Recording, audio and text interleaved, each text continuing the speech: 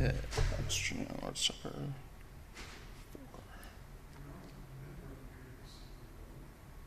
we go.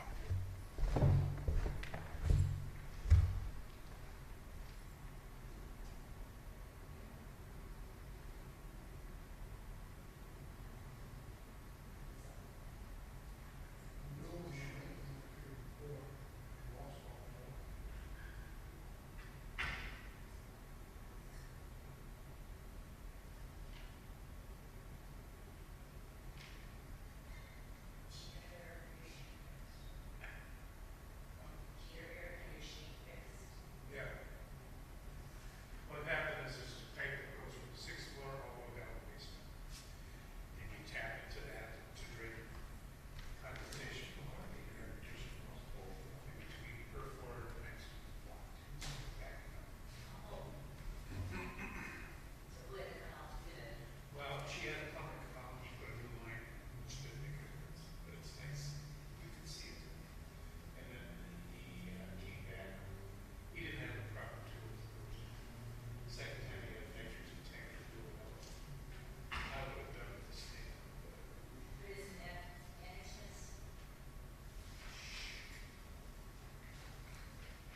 Want to start a fight? Oh, you sure are. Yeah, yes.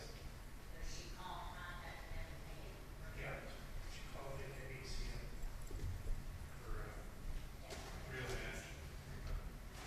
They said just pay the bill. Let's see what it goes. Yeah, exactly. It's on. You too? Oh, it's on. I got you. Yeah. All taken care of. It didn't do that much damage. A little bit of wood for it. Guess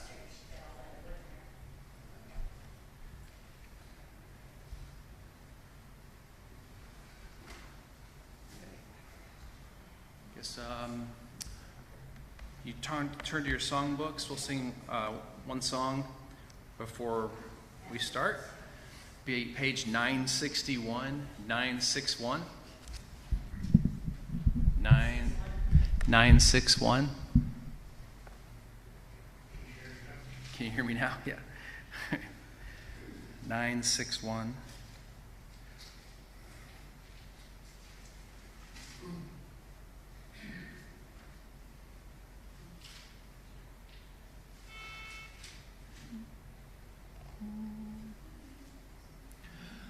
There is a balm in Gilead to make the wounded whole.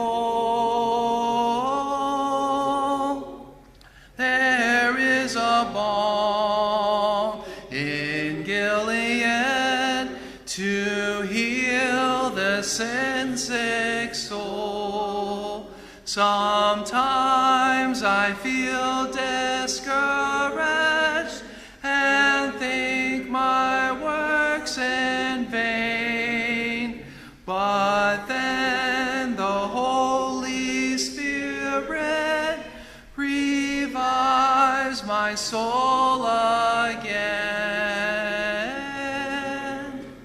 There is a balm in Gilead to make the wounded whole.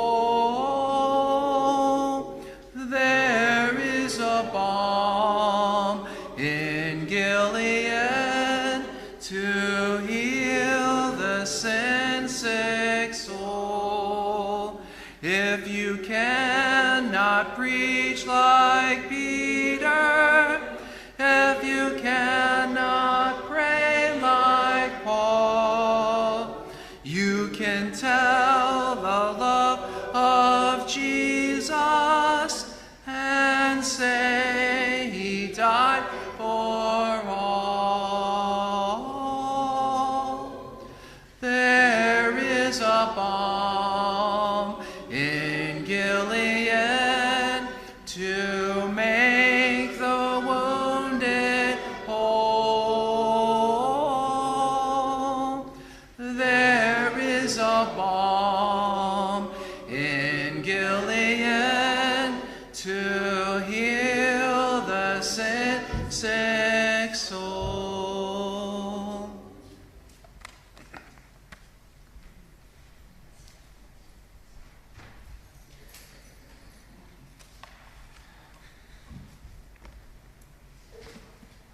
Oh, I realize we don't have the projector. Good, yeah, okay. Oh, it may see it, yeah. Huh? Chapter 10.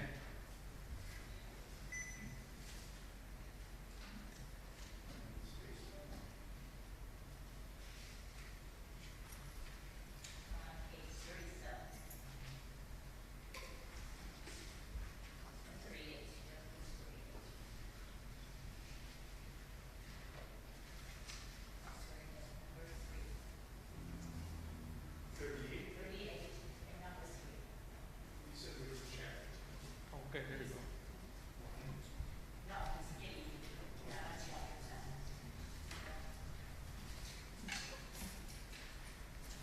All right. Good evening. Am I audible? Yes. We are in chapter 4, page number 38. Page 38 on chapter number 4. We did study section 2 last week. We will take some questions, or we will answer some questions. So the question for the page 38 is, answer in few words number 1. Answer few words number 1. List the 7 evidences with accompanying passage of being deceived by sin. They're right there in the very short passage. That's the only question that we will be dealing with. Well, not so much discussion. We did discuss in the last class. I hope you've noted all those 7 points. I will go through them. The first is sin will not blind us. Now, these are the passages, accompanying passages, or rather 7 evidences of being deceived by sin. First, yes. 2 Corinthians chapter 4, verse 3 and 4, and Matthew 23, 16 through 19. Evil associations will not corrupt. That's another deception. 1 Corinthians chapter 15, verse 33. Hearers only and not doers of the word. James 1, 22 to 25. Puffed up with pride and self-importance. Galatians 6, 3 and 4. Sow to the flesh and reap to the spirit. Galatians 6, verses 7 and 8. Prefer worldly wisdom over foolishness of God. 1 Corinthians chapter 3, 18 through 23, and chapter 1, 18 through 31. And finally, religious effrontery will compensate for an unbridled tongue. James chapter 1, verse 26.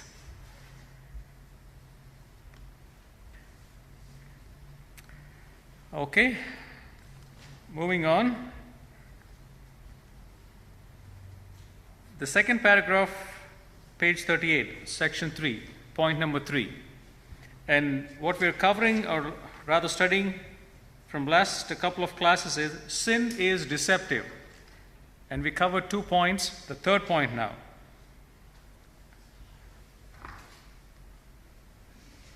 Sin is deceptive. What are some practical ways in which sin is deceptive and disillusioning?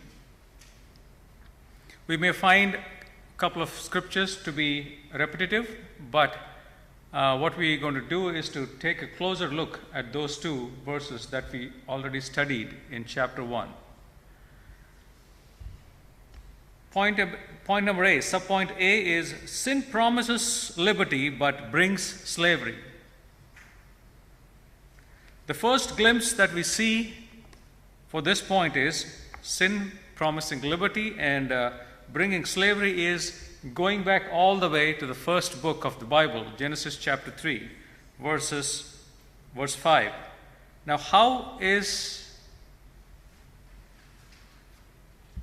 what do we see here? How is this verse pertinent to the point? Sin promises liberty but brings slavery. Let's look at the verse. So this is a conversation between Satan and us. Satan and the woman. Satan said, "For God knows that in the day you eat of it," that is the fruit, "your eyes will be opened, and you will be like God, knowing good and evil." So what liberty do we see, and what kind of slavery do we see in this verse? What is the liberty here? That she can choose Mm-hmm. to eat of the fruit and nothing happens. Right. The liberty is taking liberty from what? God's law. God's law, right. What God has commanded, not to eat of the fruit of the tree that is in the middle or the center of the garden. So what liberty are we talking about? Satan here has promised word liberty here. Although we do not see the word promise, what he said, when we frame it, it sounds more of a promise. God knows that in the day you eat of it, your eyes will be opened. So that is a deception. That is what we are seeing here. Satan and sin both are deceptive. Satan is using sin to deceive his creation, God's creation. So Satan promised liberty, and this sin brings slavery. What happened after that? She sinned and became a slave to sin. Right, she sinned and she became, well, man became a slave to sin. We have few other scriptures here. Luke chapter 15, it's a long reading. Now we all know the story there, right? The prodigal son. And why did Jesus tell this parable of the prodigal son? In what context did he say? I hope you read the lesson. Once he was lost, he was found. Right. So these are a couple of parables on being lost. We study about the lost coin and the lost son. So let us turn our Bibles, just look at just a couple of verses. We will not be reading all these 20 odd verses. Luke chapter 15, starting with verse 11. We will study or read a couple of verses in the context of how sin promises liberty and brings slavery. If I can get there early. Luke chapter 15.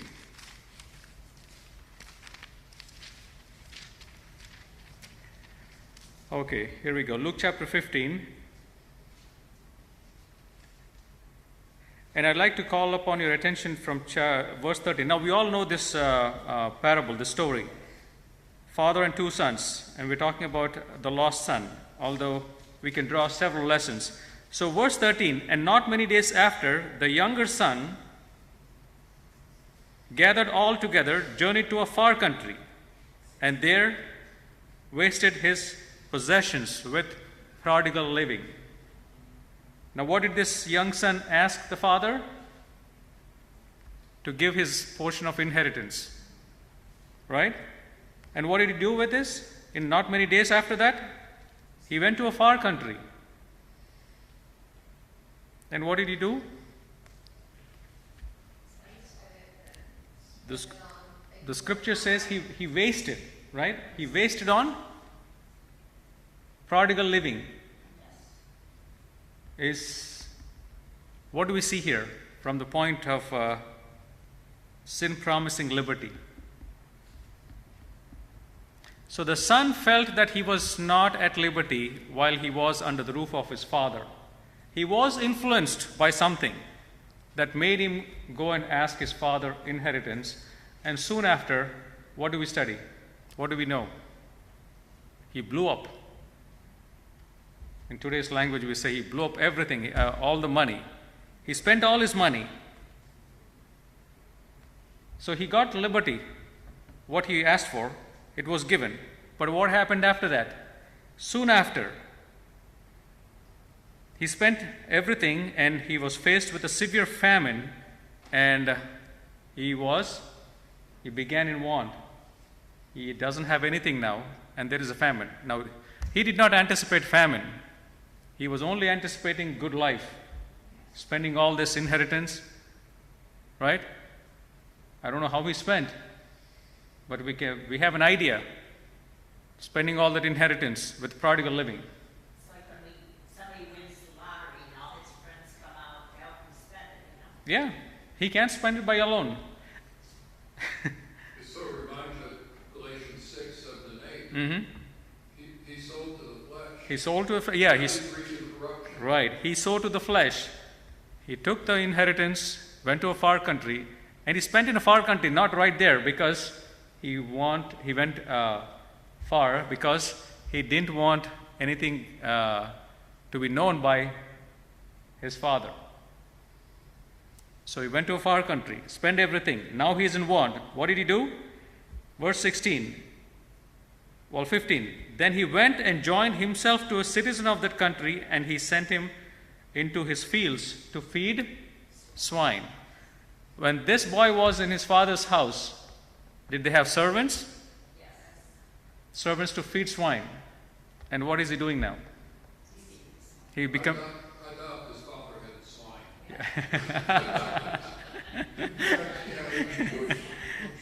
right.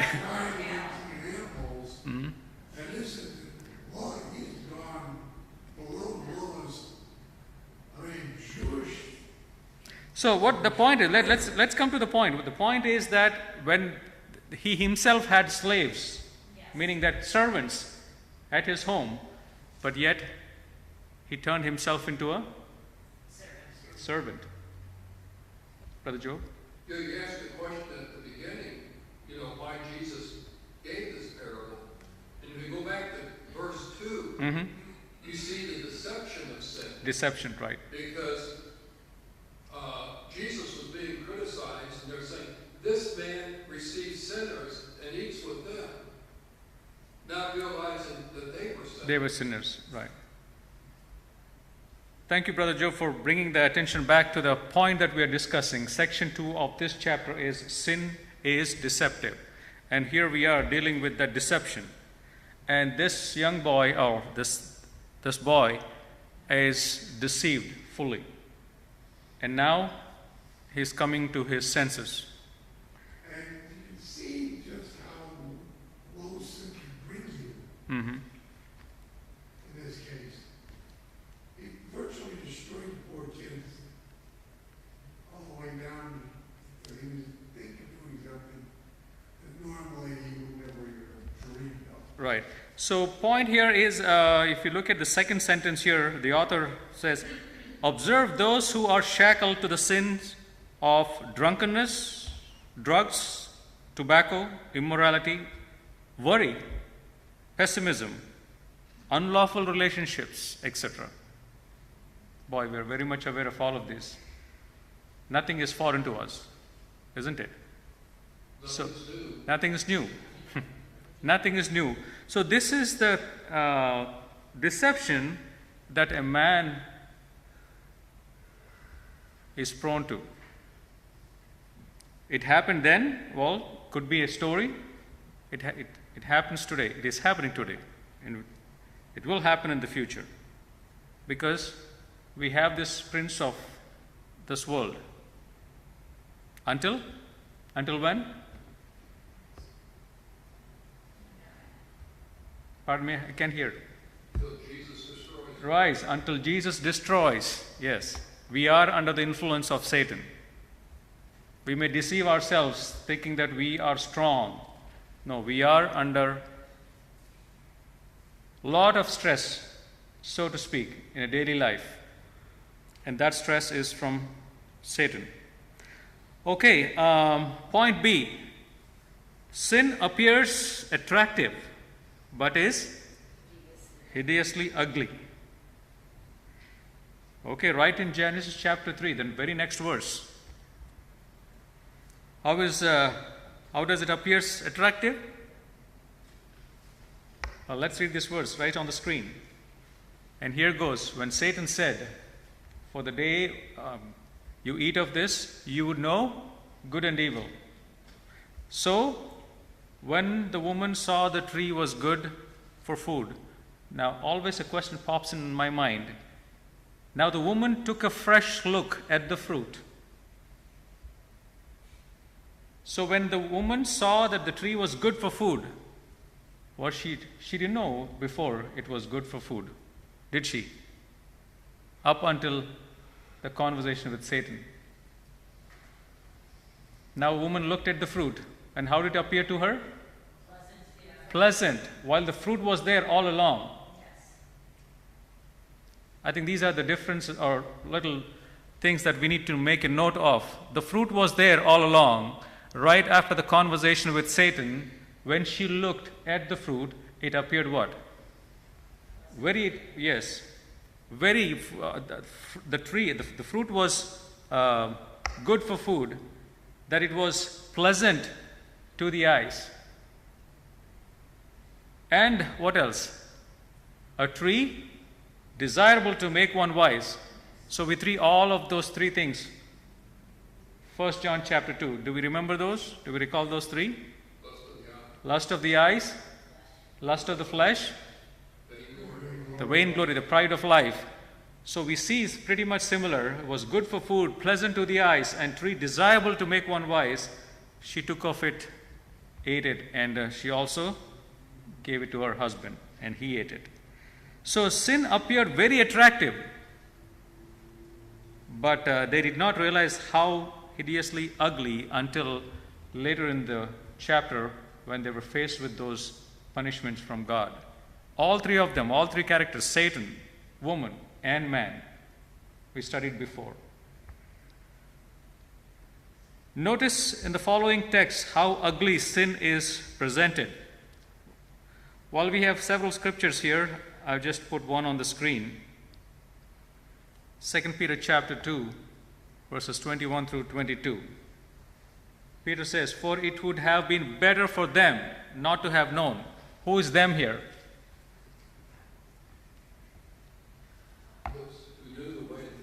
Those who knew the way. Pretty much we can say we all, right? In today, the context, we. "For it would have been better for them not to have known the way of righteousness than having known it, to turn from the holy commandment delivered to them." Well, we read the scripture there and we think of those Christians whom Peter is addressed to. But Peter is addressing us today. It would have been better for us if we had not known the commandments. And knowing what? But it has happened to them according to the true proverb. Well, this is ugly, even to read, right? A dog returns to his own vomit.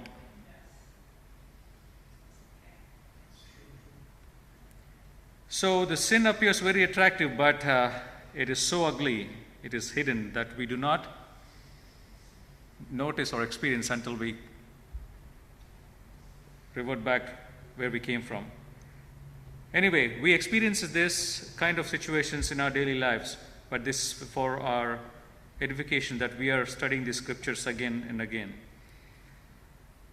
To illustrate how sin is made to appear beautiful when it is so ugly, all one needs to do is observe the liquor commercials. Well, although I bet author has so much to write here, he's only talking about commercial of the liquor. How other ways the commercials have displayed? You have completely different product than what the commercials are shown visually.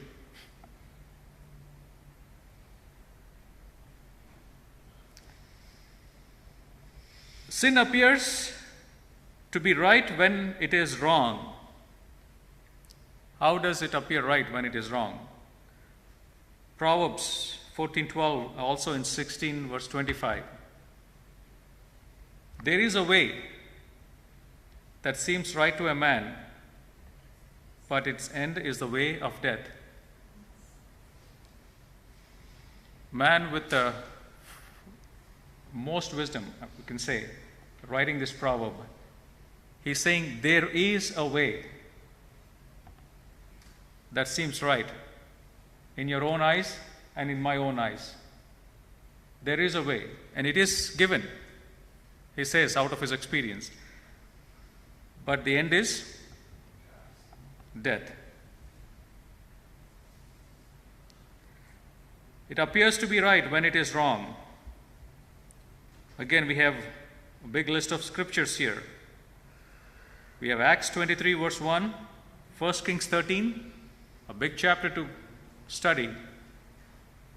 I would impress upon to read at your own pace 1 Kings 13. And for the purpose of our discussion here, I put one scripture, 1 Samuel chapter 15, verse 15. So what is the context here? It appears to be right. King Saul, who was anointed by prophet Samuel, when people asked for king, what was told to him? What was the commandment? Go utterly destroy the Utterly destroy the Amalekites. What does utterly mean? Everything we went on. Right, in today's, if you say, bring down to ashes, right? Utterly destroy the Amalekites. So let's see what the scripture says here. And Saul here, justifying.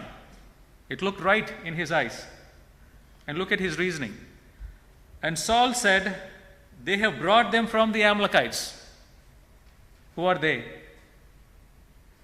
The soldiers. Is it really them or Saul? Saul. He could have stopped his soldiers.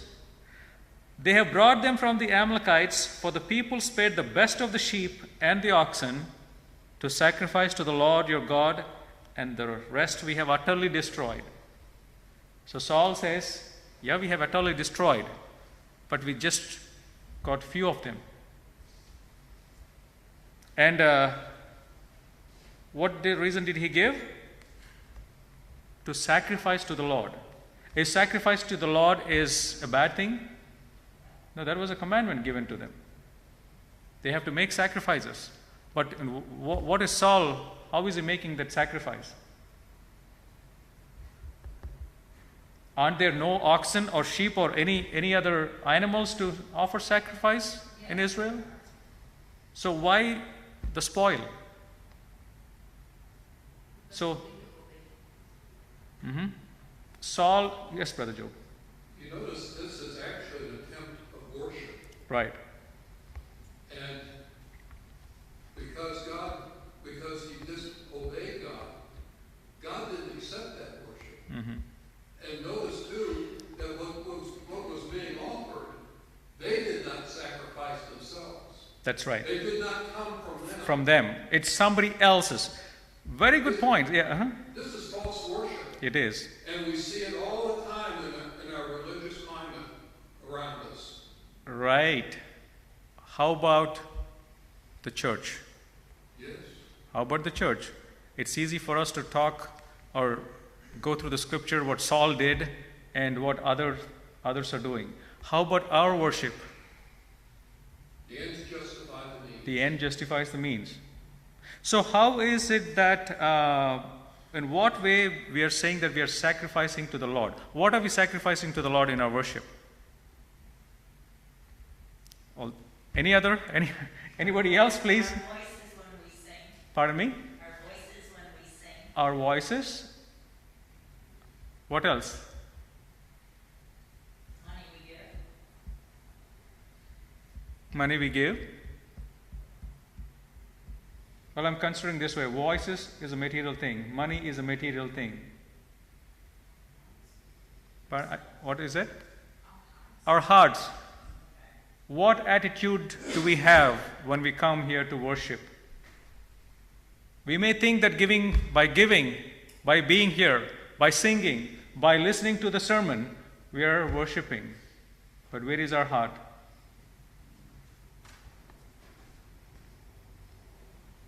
So it is easy for us because we are under deception. Sin appears to be right, and when it is utterly wrong. Brother Suresh, Uh-huh. when we're thinking about worship and pertaining to sin here, suppose they did add, say, their own material to it, Mhm. their own possessions. Would that make any difference? No, because they were still disobeying God. Right. You see the same type of problem with instrumental music in worship. God asked us to sing. Musical instruments is another type of music. But we sing with it. Right. But with it is not authorized by God.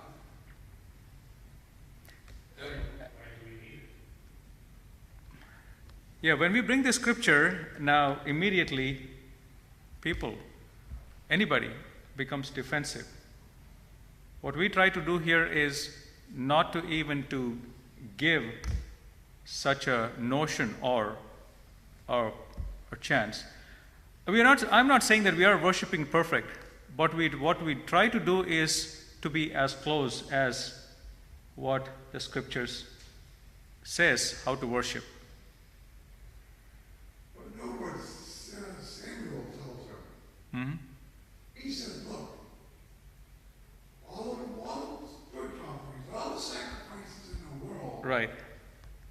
aren't as good as being obedient. That's right. That's the next verse we're going. Mhm. Verse 22, right there. Samuel confronts Saul. And Samuel says this, Has the Lord as great delight in burnt offerings and sacrifices? Although God did command people of Israel to offer sacrifices, isn't it? But what is more important than that? Obeying when a commandment is given. And that commandment is utterly. And there is a reason for God to give that commandment to Saul to destroy Amalekites, if you know the history. And that's God's commandment, to utterly destroy. Behold, to obey is better than sacrifice, and to heed than the fat of rams. Okay? Satan would have us to believe that we can do evil that good may come. Romans chapter 3 verse 8. However, Saul found out that the end does not justify the means. That in the first verse, Samuel 15. Point D. Sin appears to bring life when it produces death.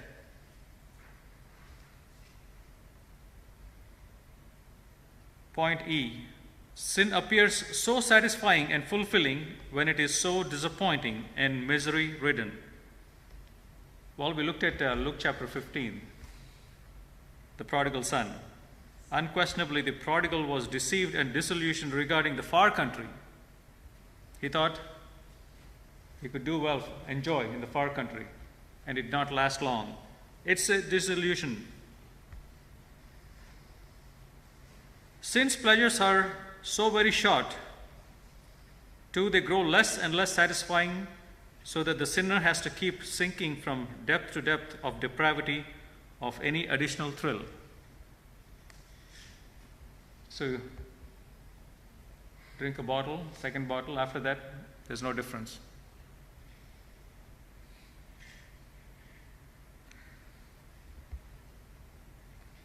So, how different with the Christian? The best is always yet to be. As one reads of Solomon in the Laboratory of Human Experience, I like this wording, Laboratory of Human Experience. In the book of Ecclesiastes, he can see a graphic illustration of how sin appears to be so satisfying and fulfilling when it is so disappointing and misery-ridden. In his every experiment with things of the world, Solomon would always conclude, all is vanity and vexation of spirit. What does vexation of spirit mean? What is vexation? Vexation of spirit. Let me ask, have you experienced it? Well, I'll leave it there. Because slowly, gradually, what sin is doing to us is what we see from Solomon, what he writes. It's his experience, it's our experience as well. Sin appears to be so insignificant when it is so major. Well, let us see a few things. We have a few minutes. Sin appears what? Very insignificant. And what are some of these? In Genesis 3, after all, what is it? It's just a small fruit, right? One fruit, one apple. We don't know what fruit it was, but I'm just saying it apple. It could be other things. It's just one fruit. And how the fruit appeared? Attractive. When did it appear attractive? When she was convinced. How she was convinced? Tempted. Who convinced? So you see these things, how we go back to trace it? There is somebody, something between you and God. There is somebody, something between me and God. And what is it? That is sin and Satan. Both are deceptive.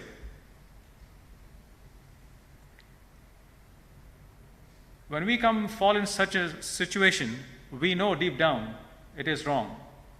But what we try to do, like Saul, we justify ourselves.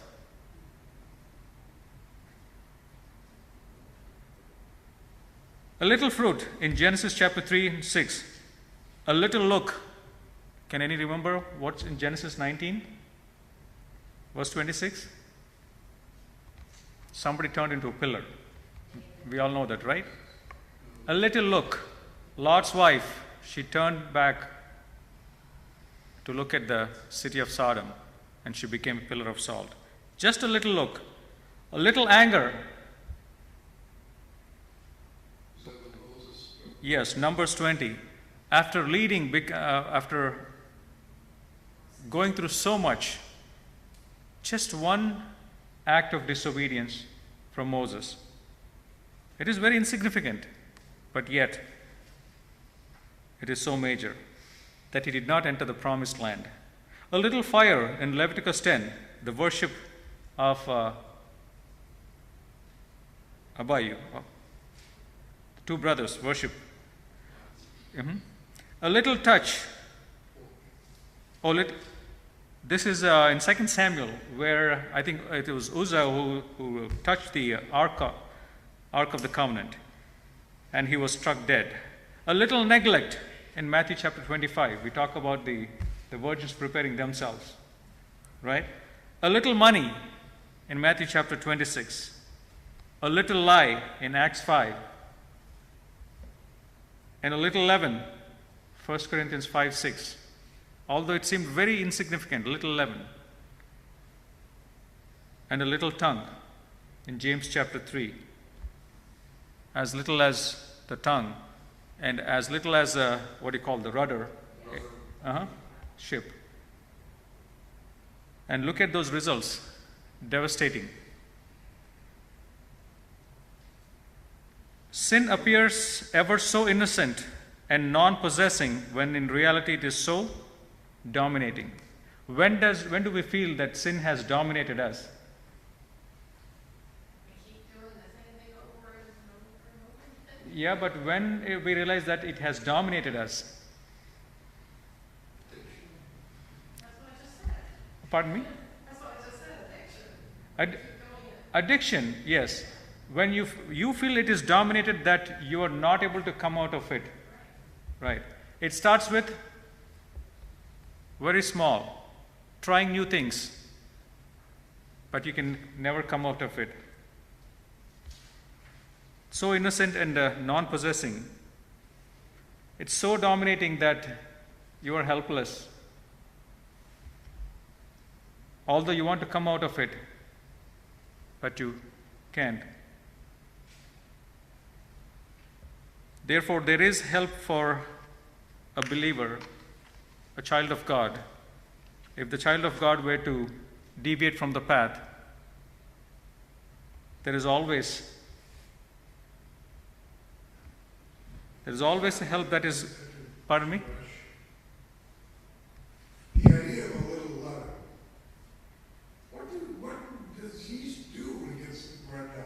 Right. How much do you really need? Mm-hmm. You need a lot. Just enough. Get it going, and it does the rest. Right. All right, we are a little early for today. We still have a couple of minutes more, but we can end the class here. We can pick up the next point. Now, there's one question that we can answer. True or false, number 5. True or false, number 5. The end justifies the means. False. Okay. Yeah, we can do the next one as well. That is choice 5. Choice 5. Question number 5. Sins, miseries, or pleasures are short. Pleasures are short according to Hebrews 11:20, verse 25. Okay, I appreciate your participation in the class, and we will resume next week. We're still in chapter 4. We would be studying the next section. Sin is destructive, so you may want to prepare for the class.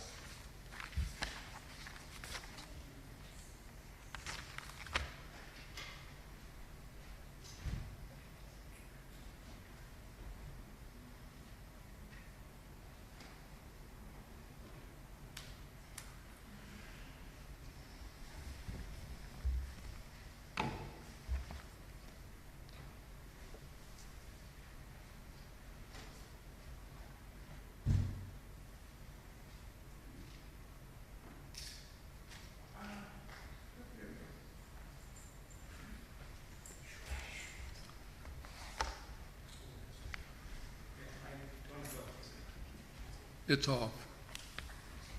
But where'd you turn? No, this thing is up. I think remove this thing.